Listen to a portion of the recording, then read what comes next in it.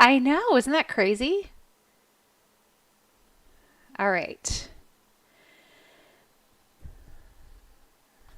So on this end, it shows that it's. Hey, there we go. Okay. So we are officially streaming, but I do have the sound off.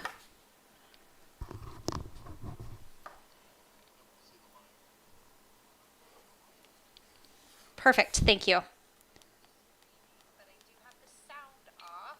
Oh, I can just hear myself. Everybody gets to hear just me. I'm going to turn my mic off too.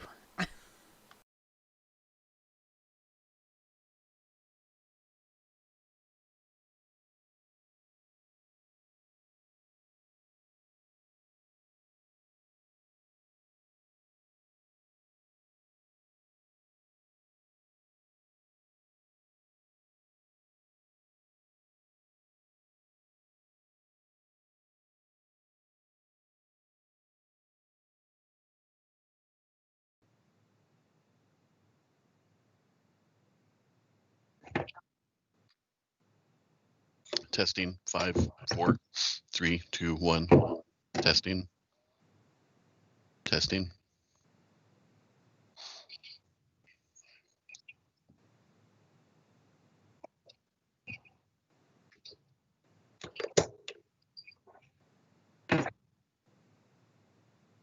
Yep.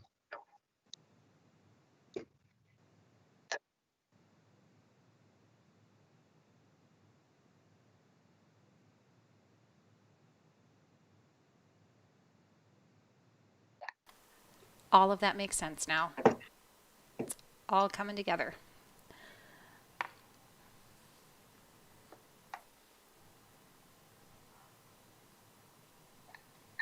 All of that makes sense now. Okay, good. Okay, good. All coming together. I apologize for those who had to hear me in stereo.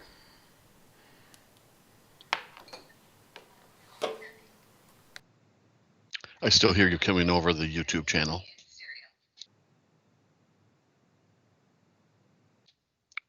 If that was intended.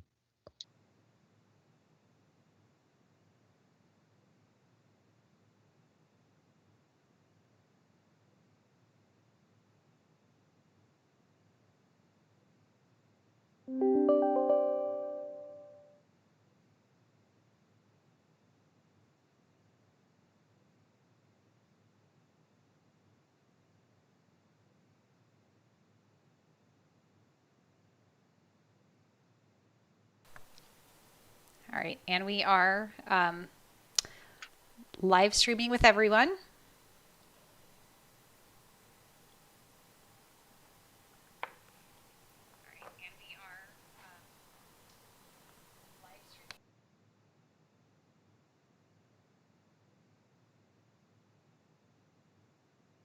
So I see Antonia on, but I don't hear Antonia. Antonia, you're muted.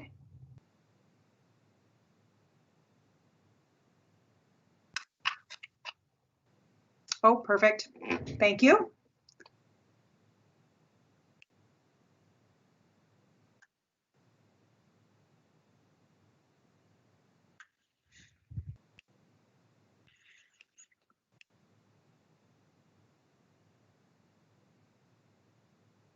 I am seeing Amy and Antonia and Arhan and Adam and Sarah and Stephanie.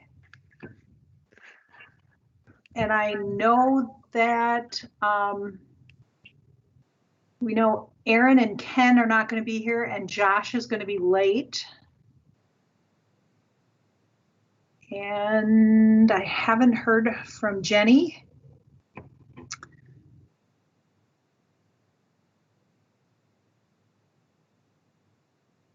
Did I miss anybody?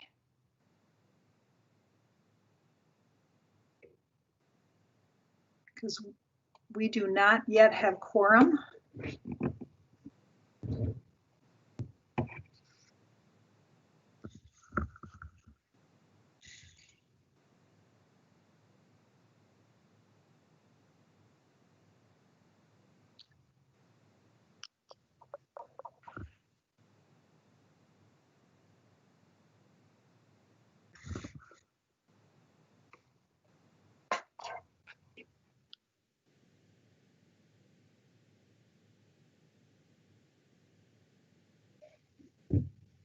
Antonia, do you want to start with the informational items? Sure. We don't want to give just 2 more minutes before jumping in. We can do whatever you want to do. Let's just give it, because who are we waiting for? Jenny. Jenny. Let's just give 2 more minutes and then we can jump in. Can anyone message her?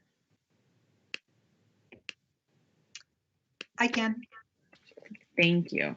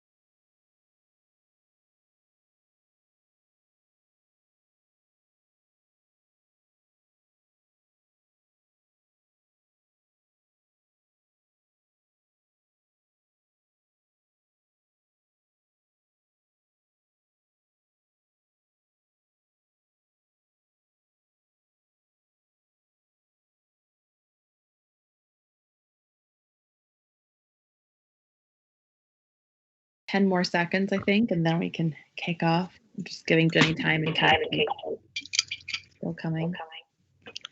Yeah, I haven't gotten a response yet to my message. Okay. So I'll read the special note first. This meeting shall be conducted pursuant to Minnesota Statute 13D. I feel like I'm blind, I can't see it. 13D021, and members will appear electronically. All votes shall be taken by roll call, and each member of the board will be able to hear each other. No public comment shall be taken at this meeting, and public access will be restricted to comply with state health guidance during the pandemic. Comments can be sent to pgurung@rplmn.org and will be shared with the board. So, are we ready to call to order, Audrey? Yes. Perfect. So we'll call this meeting to order and then move on to the approval of the agenda. Oh, wait, we can't approve anything. Correct. Without quorum. Correct. So informational items. Yeah.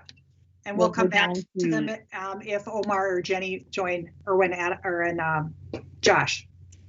Yep. So we'll go to H, the director's informational items. Audrey?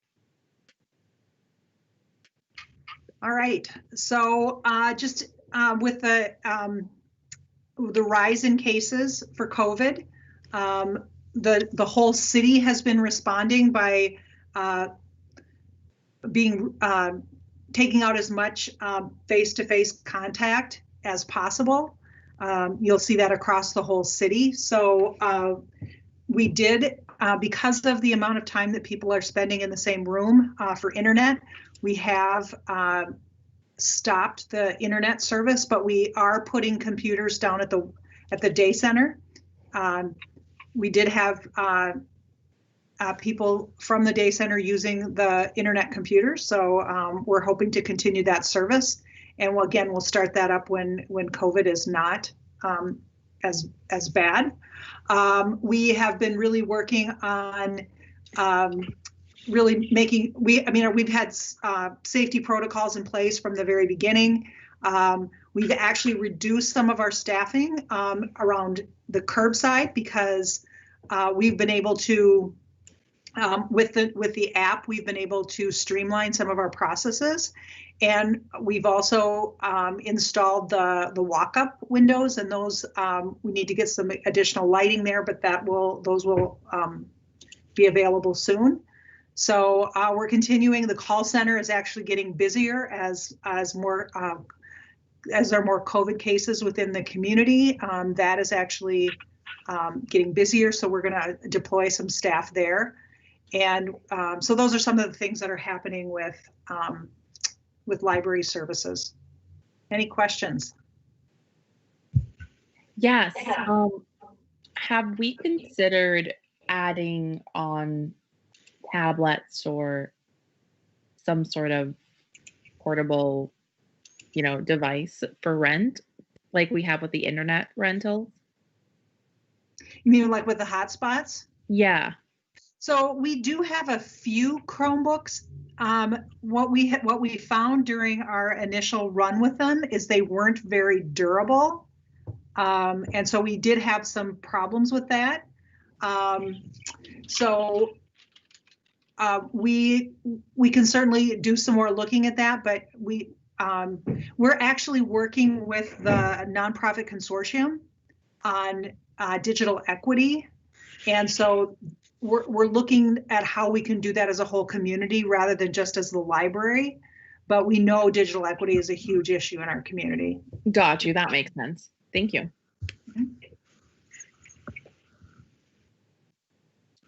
Other questions?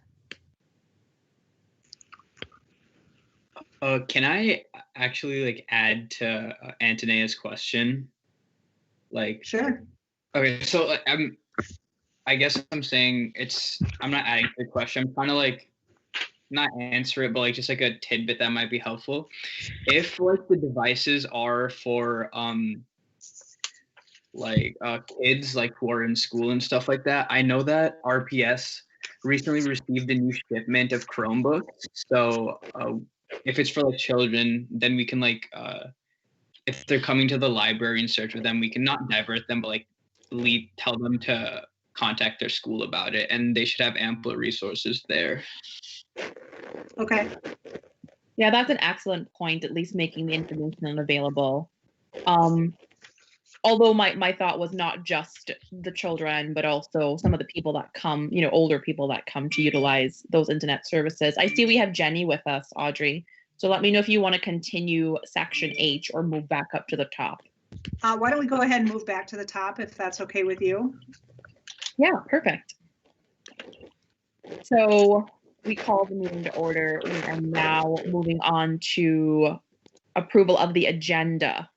Can I have a motion to approve? I move to approve. Thank you. Any second? I second. Perfect. So the agenda is approved. We need to do a roll call vote. Oh, sorry, I forgot. Roll call vote. Yes. So let me see whose names I can see here. Sorry, I'm hovering over each of you in order. Stephanie? Aye. And then Sarah? Aye. Amy? Aye. And Jenny? Aye. Arhan? Aye. Adam? Aye. Have I missed anyone? Okay, perfect. That motion carries. The agenda is approved. So moving on to the consensus agenda. Any questions? All right. Can I have a motion to approve?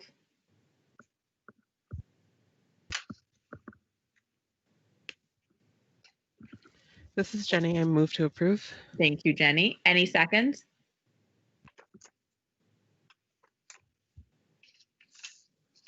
This is Adam. I will second. Thank you, Adam. We'll take a roll call again. Stephanie, Aye. Sarah, Aye. Amy, Aye. Arhan, Aye. Adam, Aye. Jenny. Aye. And just for the record, I also say aye for both the previous agenda and the consensus agenda. So motion carries, consensus agenda is approved. So moving on to president's business.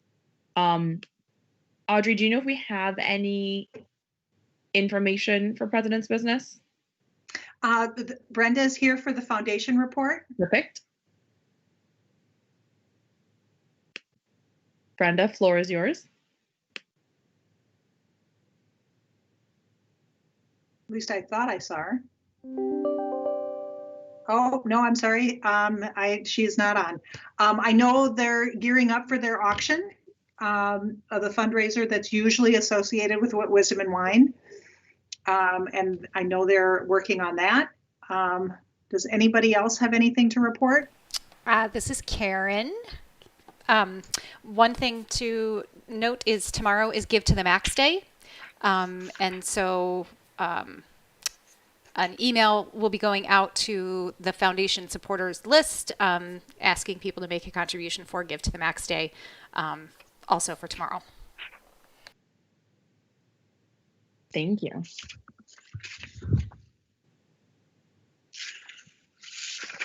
Anything from the friends? Any Celco report update? So I can give a quick Friends update. They reported that they're going to pretend like that the year 2020 didn't exist, and all the officers that are for 2020 will carry on for 2021.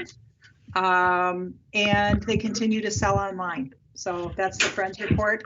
And in the Celco report, Celco's in the process of reviewing their bylaws and their membership agreement, and I'm on that committee. And so that will be going to the advisory committee and then to the Celco board.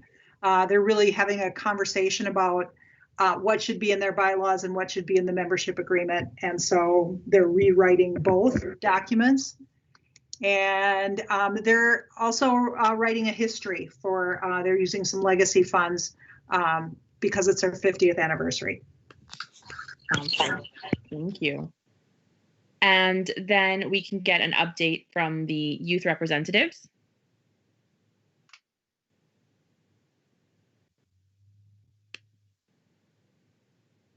I can talk a little bit. Yes, Sarah, please go first. Okay. So the Youth Commission has just been doing the same types of stuff that we have been.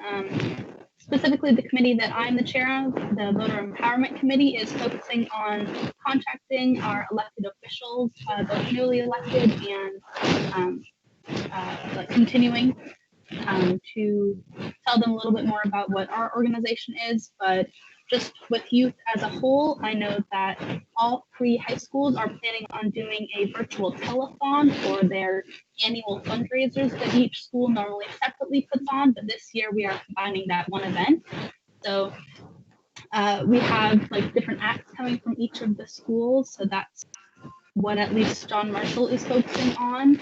And as a whole, just like as a student, it's been difficult, but especially moving into the holidays, I think people are going to find that the emotional pull of school online and just everything online is going to be a lot bigger, especially for students. So just a general update from me. Thank you. I appreciate that. That's good to know.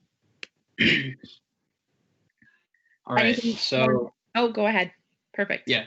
So Sarah heads like the voter engagement part of like the Youth Commission Committee, and then I'm like a co-chair of the Human Rights Committee, and we've been working on creating a conversion therapy, like a resolution on conversion therapy to get it banned in Olmsted County. And I had a presentation today with the Community Services Advisory Board, and luckily we've been able to garner their backing on our cause.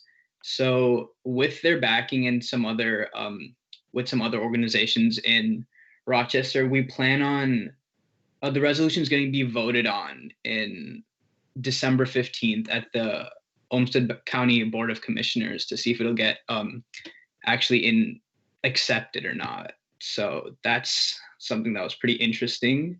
And then regarding like the online tutoring at the library, this is more of a question for Heather, I guess. Like I'm just want to know, like, how does the situation with like BrainFuse work? Like, do we have to vet tutors, or like what goes on over there? So this is Heather. BrainFuse is a company that we work with, so they hire all the tutors and handle all of that. We've purchased their service, so somebody looking for tutoring would need to sign in with a library card, which they can get online if they don't have one, and then they would select the topic, and BrainFuse connects them then with the tutor. Okay, perfect. Thank you. Thank you for that. That was also really interesting.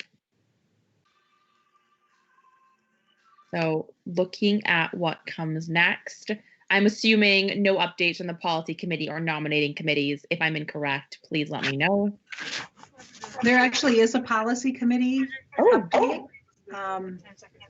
And so the policy, the policy committee met on the 22nd of October, and they're bringing forward a review. So as part of the equity plan, the board is committed to review all the policies within 2 years. And so they're bringing forward a proposed timeline. So Audrey, this is Jenny. I believe I responded back saying I approved of the timeline. I don't know if the rest of the committee has yet, but hopefully that continues to move forward for you. Right, and I guess we can, if the board wants to formally approve this, or they can just give the nod. If there's no dissent, we'll keep moving on this timeline. Okay. So would you like us to take a formal vote on it? That's up to the board. Okay. Do we feel like they can just move on, or do people feel more comfortable giving them a formal vote, formal approval? This is Amy, and I'm on the policy committee. When we met, we talked with Audrey and Heather as far as working together with the library staff to go through policies. And so there is, kind of some of that partnership of work that has to be done by some staff. I believe this timeline to look good, so I'm okay with, I don't know if it is a formal, I'm okay with them moving forward the best they can with this timeline, considering, the rise in the pandemic numbers again is changing things for them. So if this, at least this way, there are some guidelines for it to keep the work moving forward. Okay. Thank you, Amy. Well, if anyone feels differently, let me know. Otherwise, we will move on to the nominating committee item. And Audrey can just read that off quickly since it's just an update. The nominating committee is going to be meeting prior to our December meeting and will bring forth a slate of officers for 2021. So we typically the current president is the chair, and then we seek volunteers from the board on who wants to be on the nominating committee.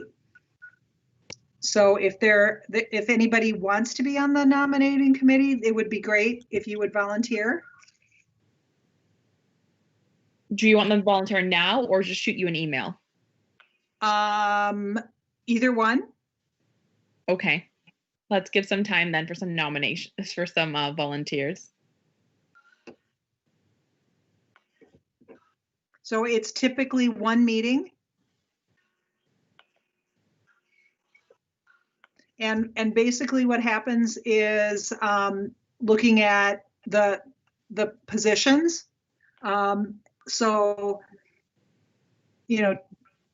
typically what happens is secretary becomes vice president becomes president, and then we'd be seeking somebody to be secretary,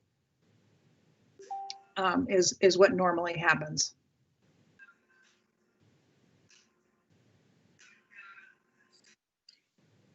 All right, Audrey, why don't we let everyone mull it over and shoot you an email? And if it's okay with you and Perna, if you could send a follow-up to the team if you don't get any within the week. Yep. Perfect. And then, sorry, I need to go back to the top of the agenda. So next we have new business.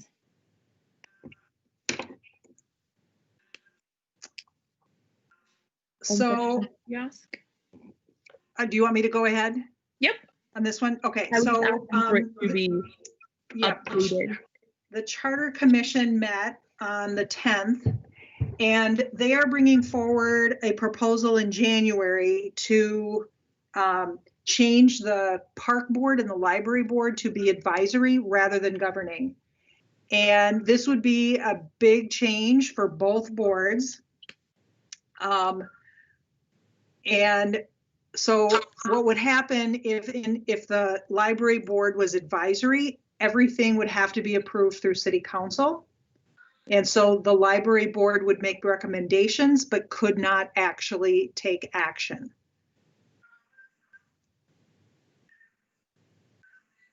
So at the meeting, the Charter Commission said they'd be reaching out to both boards. I haven't heard from them yet. I know it's been relatively recent.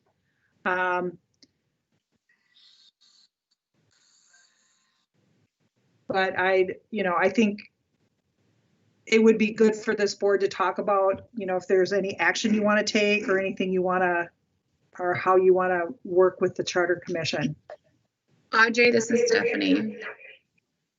Is there a way that we as the board can formally maybe document a response to this? Because it seems like some of these actions that we take on a monthly basis just seem to be very menial in the sense of having the city council approve them. I mean, they're not anything in the scheme of things to be needing to go to the city council. I mean, some things of course do, and we recognize that and we go through the proper channels, but this just seems like it's cutting us at the knees. And I would say that for me, I feel like it's taking away the critical work that we do as the board by having everything going to the city council, down to the simplest things as a policy meeting or a recommendation for a contract. It seems like as a board, I feel personally that having us joint statement to the charter board that this is, kind of maybe outlining the things that we do and the time consuming nature that it would put on the city council if this is approved might be helpful. I mean, I know how everyone else feels, but to be quite frank with you, I am gutted at this potential enactment or even suggestion. I don't think that the board itself has done anything to warrant this or to be to have our action taken away from us. I don't, and I would hope that the city council wouldn't want to have to approve every single thing that we do as a library board. I agree. I think we should be adding an unnecessary additional layer of bureaucracy because right now we're able to move a bit more nimbly and quickly because it's not going through the city council and we're able to make decisions. And I would also say that to this point, there is no evidence that there are any issues with the current structure whereby the library board is able to be a decision-making body. And in fact, the libraries, all the accolades the library has received in the past few years only speaks to the really effective nature of the structure that we currently have.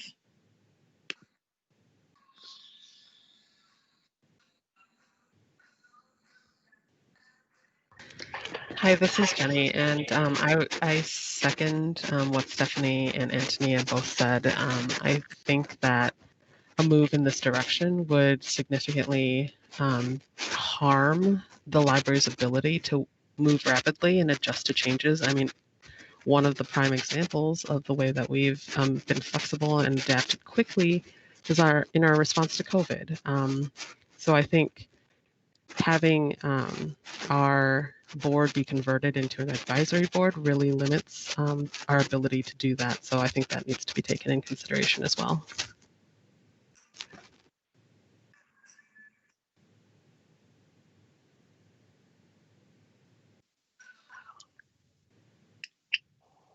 Audrey, if it's okay with you, could you speak to what our next steps can be? Because I feel like we would like to have a formalized response to this. I think that's, yeah. So one thing that is, the park board is having the same conversations and they are open to the library board and the park board coming together to have one statement. And if the board is open to that, I think the next step would be to have the presidents of both boards and the head of Parks and Rec and me meet together to draft something to bring back to both boards Because they're not meeting till January, so we could bring this back to the December board for approval. I absolutely agree with this. I have not been on this board for over 5 years. To have everything that we've worked really hard on doing and streamlining and being and helping this community to just be taken away by, and I don't know if this is what this is all stemming from. I really feel like there needs to be more of, I mean, I kind of have a feeling where it's coming from, but I would like more also information as to why this is coming up now, and as to why, or even a plan if this does go to a full vote and it's accepted, what the plan is for a smooth transition. Because like Jenny and Antonia is saying, this is going to hamper everything that we do for the community, everything we do for our patrons, everything we do for our staff. And this is not just a simple, we can say okay and have it go to full city council. This is something that will affect those people that we are trying to help and trying to meet equity and availability and access. I just feel like we should definitely team up with the park board to make a statement. I feel this is an injustice to our boards and takes away all the work that we've done for this community. And just, I want to make clear that in January, if the Charter Commission does approve it, it has to be approved unanimously by City Council before it would take effect. So even if they approve it in January, doesn't mean it's automatically going to happen. So will we be sending a letter to the Charter Commission as well as to City Council? What was that? I'm sorry, I missed that. Will we be sending our letter to, or are you recommending we send a letter to both the Charter Commission and City Council? I think that's really up to the boards on what they decide, but I think that's perfectly reasonable. Yeah. Okay, that would definitely be a recommendation so that the City Council members also understand our perspective before taking a vote.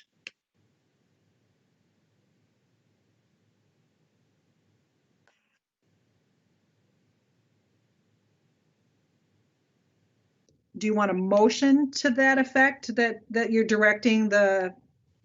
Sure, actually, that would certainly strengthen it. So, I make a motion to draft a letter in partnership with the park board to be submitted to the commission board as well as City Council in our stance against this decision. thank you, Stephanie. Any second? This is Amy, I'll second. Perfect. Motion is approved. And again, Audrey, you already said it. You have to have a roll call. Roll call. Oh, I keep forgetting the roll call. Sorry, let's roll call this. Stephanie? Aye.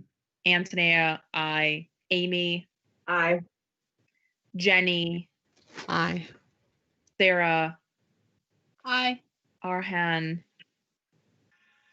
Aye. Adam? Adam? He commented his mic's not working. Okay, did he comment aye? Yes. Perfect. Okay, motion. And Josh is now in the meeting as well. Oh, sorry, I did not see there, Josh. Josh? Yes, aye. Perfect. Motion passes. And Audrey, please do bring it to the board so that we can review the letter prior to it being sent. Will do. So do we want to go on to old business item number 2 or go backwards to new business? Let's finish old business and move on to the equity update.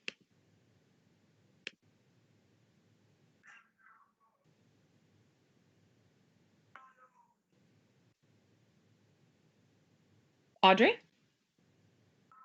I'm sorry, which item do you want me to go to? The equity update. Oh, the equity update. I'm sorry. I thought you said we were skipping the equity update and I wasn't sure where we were going. Okay, so so what we've got in the equity update are things that have been happening at the library, as well as a draft plan for the land acknowledgement statement. We really feel, well, I'll ask if there are any questions on the equity update.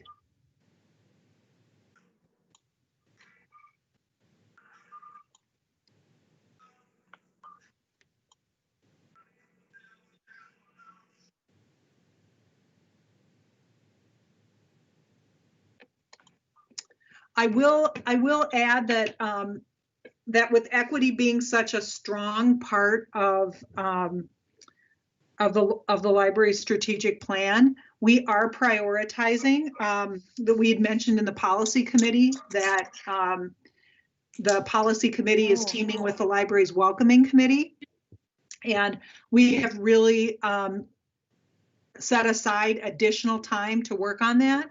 So I'm really excited to say we're putting our money where our mouth is, and we're dedicating time to keep moving on this equity journey. And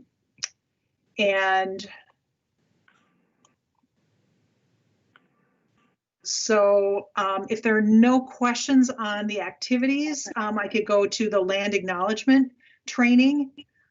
So really, before we really feel it's important to do the work, to really do training and talk about why we would have a land acknowledgement statement, and to really put some context around it before we come back to the board and ask you to approve it, is kind of the thinking behind it. And really asking the community to be on the journey with us, to provide some resources to help put it in perspective. You know, one of the questions that I guess I have for the board is, how do you want to be involved in that training?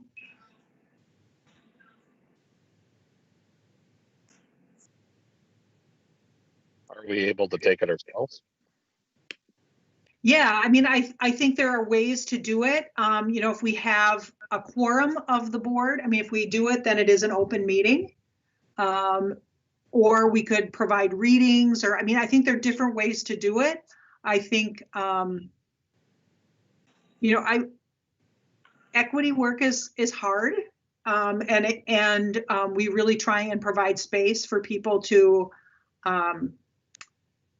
for it to be a safe space. And sometimes it's really important work, and I'm not sure how comfortable everybody is doing that in an open meeting. So I think those conversations are absolutely critical. But what I will say is, you also have to have room to fail. So to say something that you're like, oh, you know, that didn't come out the way I wanted it to, or I need some additional learning before I know how to be more responsive. So I'm certainly open to working with the board on how we do that and how we provide those opportunities. But I also understand that a lot of learning happens in those conversations. I do. Yeah, I don't think it's something where we'll have a quorum, but in smaller groups, absolutely. Just because we, I mean, we're policy setters, and you know, we're trying to lead in the best examples. This would be a great thing for equity. Two questions that I have. The former would be, who is devising or delivering the training? Are they someone with a connection to the Dakota, or are we creating sort of these learning modules without the input of an affected person?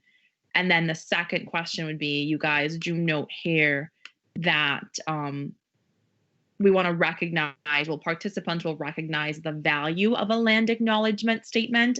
And I'm just wondering how we are defining that value.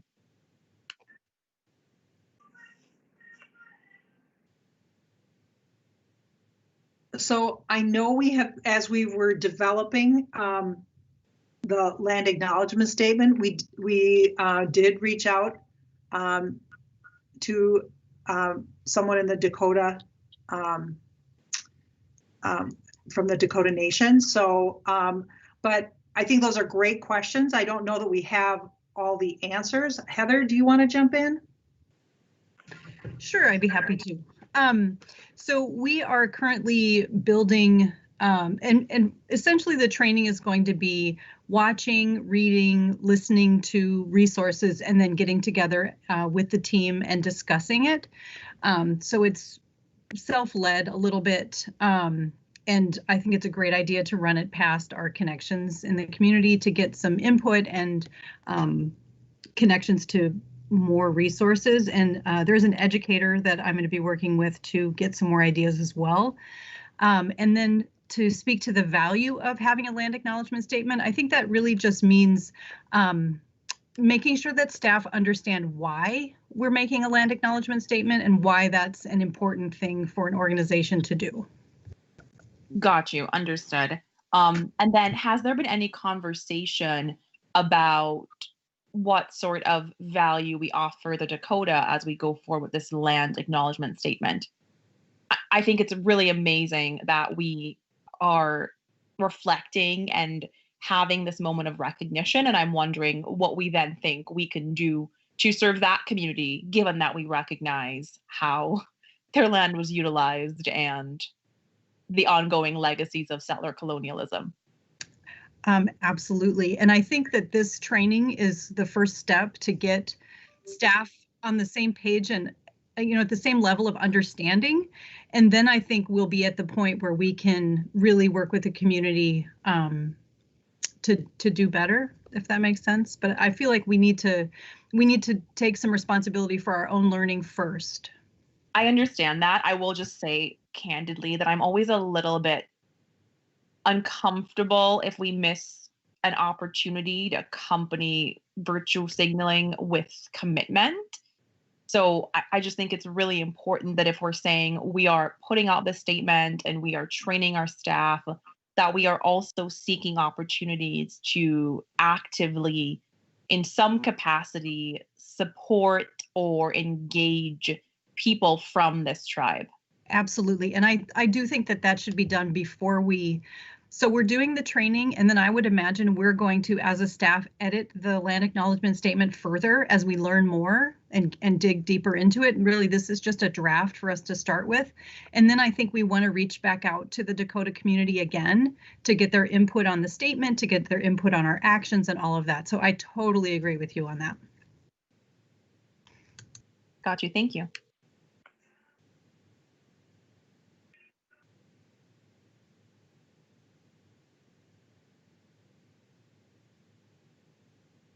Other questions on the equity report or the land acknowledgement training?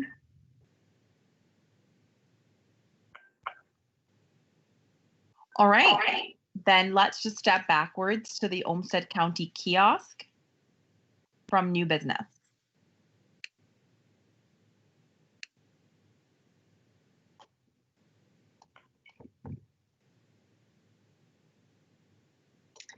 So Olmsted County reached out to us to offer a kiosk for social services, for different services, and they're working with a number of partners across the community. And so in the first go of this, I mean, it'll be something that gets updated over time. We really appreciate the partnership with the county since the beginning of COVID, and we also recognize that when we're open, we are a convenient location, being close to the bus lines and things like that.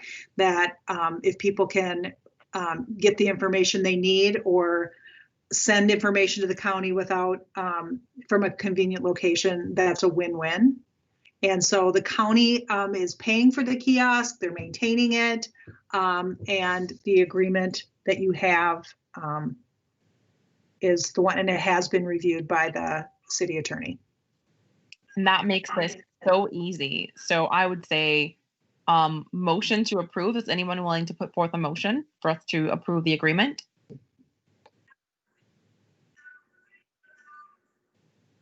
I motion. Thank you. A second, please. Amy, second. All right. Stephanie? Aye. Amy? Aye. Josh? Oh, Josh, you made the motion, so never mind. Sarah? Aye. Arhan? Aye. Jenny? Aye. And then I approve. So the motion is approved. That agreement can be signed. Next, we can move forward to, well, actually, Audrey, we already went through informational items. No, we did not. We didn't touch on H2, right? Correct. Karen's going to give us an update on the branding. Okay, perfect. Thank you. All right. So, of course, we all understand the value of a strong brand identity as we went through a rebrand process a little over 2.5, 3 years ago. And we really did work hard to build the brand, the library brand, over the last 2 years. When we did that, it was really out of necessity. And I'm going to have Steve pull up perfect. At the time, 2-3 years ago, the city did not have a communications manager, Jenna, in place. And so we knew that we needed a really good, strong identity just to cut through the noise and make our communications that much stronger and give us the ability to really communicate well with our customers, our partners, and the community as a whole. But again, like I mentioned, in 2018, Jenna was brought on board with the city, and she quickly identified this need for a strong organizational brand citywide. And there's really been a desire to make clear communications across the entire city. So on the next slide, you'll see what the train wreck of a problem was, which we experienced here at the library, this abundance of logos within an organization. And we had that experience here at the library with way too many logos.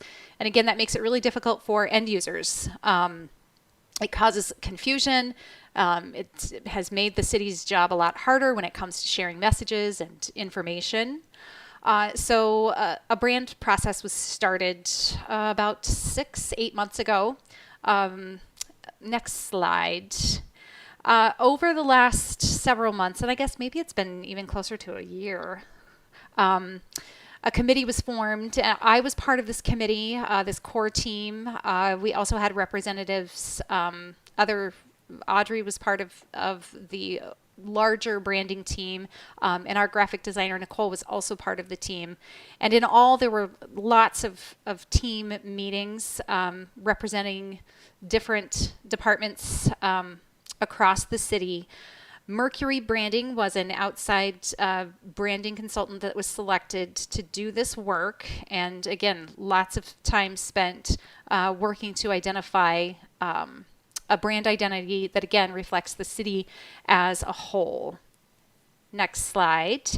We know that the city does have this wide audience. For us, it's library card holders, and that's broad. But this new brand identity for the entire organization really needed to speak to everyone that lives, works, or visits Rochester. And also the brand needed to convey both for internal communications across the 700 plus employees as well as the community at large. And so we came up with this common theme of progress and forward progression. As a group, we could really all agree on those pieces, that we're moving forward, things are changing here in Rochester.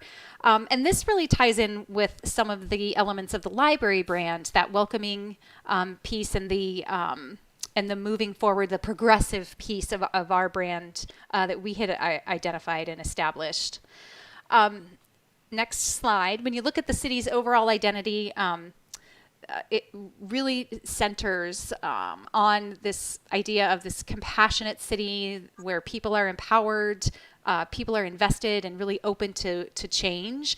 And so together we decided that our internal brand mantra was forward together, that we're creating together, we're playing together, we're just moving, we have this forward motion as a city together. To reflect that, Mercury came up with this. Oh, go ahead and stop me if you have a question. Okay. So next slide, the branding team landed, or the Mercury landed on this as a main mark for the city of Rochester. That ribbon, which looks a little like an R, captured the movement that's happening in the city, that forward motion with that point towards the right. All of those pieces are together, capturing that combined feeling of some different parts. And this will be the main mark for the city of Rochester. It was approved by City Council a week and a half ago. The consultant is working on really a family of marks. And throughout this whole process, they really acknowledged that we did a lot of work at the library. Ours was the only mark that they had good things to say about, and they even tried to figure out a way to incorporate and build off of our mark, and it just wasn't working. So where they've landed is developing this main mark for the city, but then also making a family of marks for different very public-facing divisions or departments like the library. The example that they have ready to go is in the next slide. You can see here's what the future mock-up of the future city website, very clean, very forward and much more 2020 than the current website. It will be very clean and streamlined. And if you go to the next page, you can see how they've kind of mocked up Parks and Recreation. That will be one of the marks. And so we ourselves will receive a library mark, with public library being the words that stick out. When we kind of pushed back on, this, we've gone through this branding process and we are seeing the progressive side, we're seeing the welcoming side in the logo, but we weren't seeing that fun and vibrant piece of our brand. Mercury decided that we could do that by incorporating our colors. And so I have not seen the final makeup of the library's new logo, but that should be coming out within the next week. But it sounds like we'll be keeping our color scheme at least so that we can still have those, that piece. But we will be transitioning over into this new design, so that again we can be very clearly a part of the city, and just part of that family. The city's main logo and launch will be December 1st, but it's going to take, as you all know, it takes a while. It took us a while to launch the library's brand. It will take a while to do a full launch of this city and combined organizations under the city launch. So the city's website will be updated in probably February, March, it's sounding like, and then our subsite, which is a part of the city's site, will also get a rebrand as well. So you'll see some changes in our website, again, tying back to that city brand. So any questions?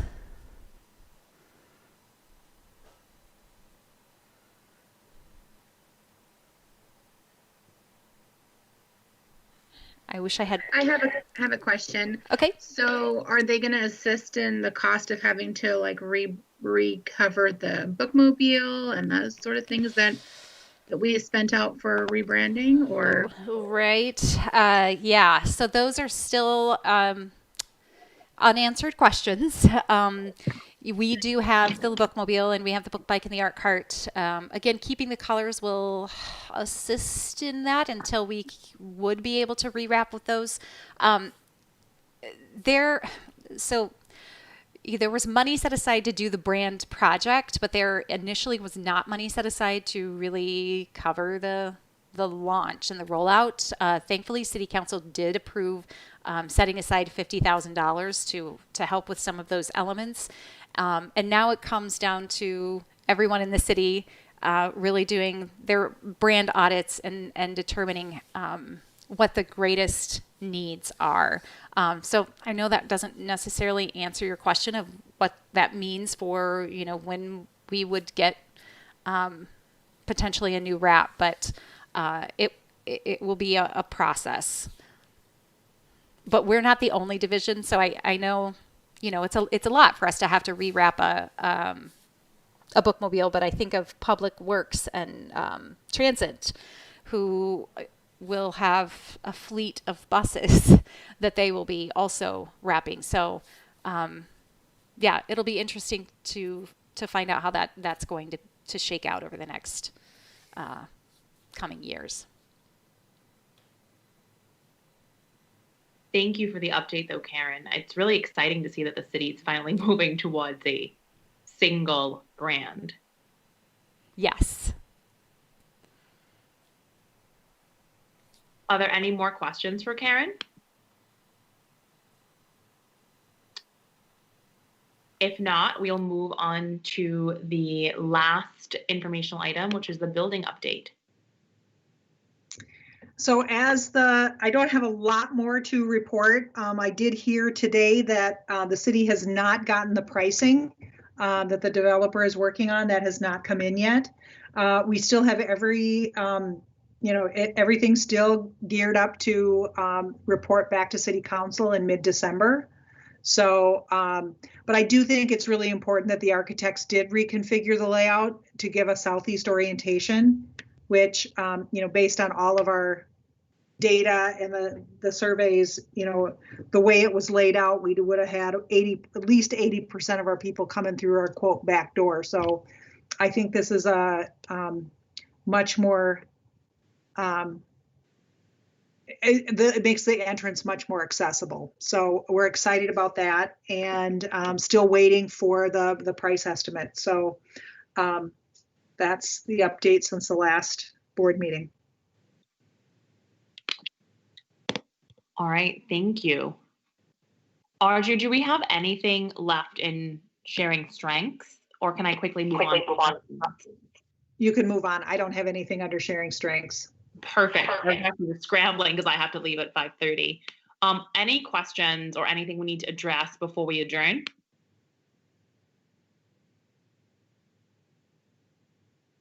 All right, then if no one has anything left, I would say the meeting is adjourned.